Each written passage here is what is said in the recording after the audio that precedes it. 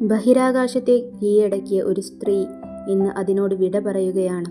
Sunitha Williams, നാസയുടെ ഏറ്റവും പ്രശസ്തമായ ബഹിരാകാശ യാത്രികരിൽ ഒരാൾ. ഇന്ത്യൻ വേരുകളുള്ള, ലോകത്തിന് തന്നെ പ്രചോദനമായ ഒരു പേര്.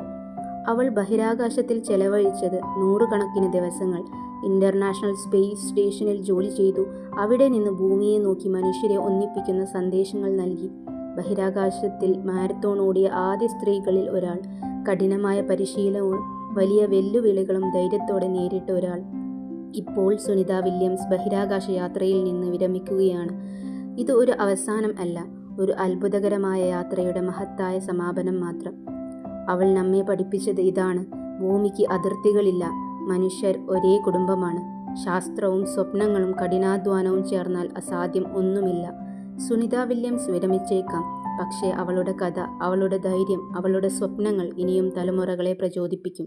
നിങ്ങളുടെ സ്വപ്നം എത്ര വലുതാണെങ്കിലും അത് പിന്തുടരാൻ ഭയപ്പെടരുത്. ഈ യാത്ര നിങ്ങൾക്കും പ്രചോദനമായെങ്കിൽ ലൈക്ക് ചെയ്യൂ, ഷെയർ ചെയ്യൂ and support me. ഇതുപോലുള്ള ഇൻഫോർമേറ്റീവ് വീഡിയോസിനായി ചാനൽ സബ്സ്ക്രൈബ് ചെയ്യുക, ലൈക്ക് ചെയ്യുക and കമൻറ്റ് me.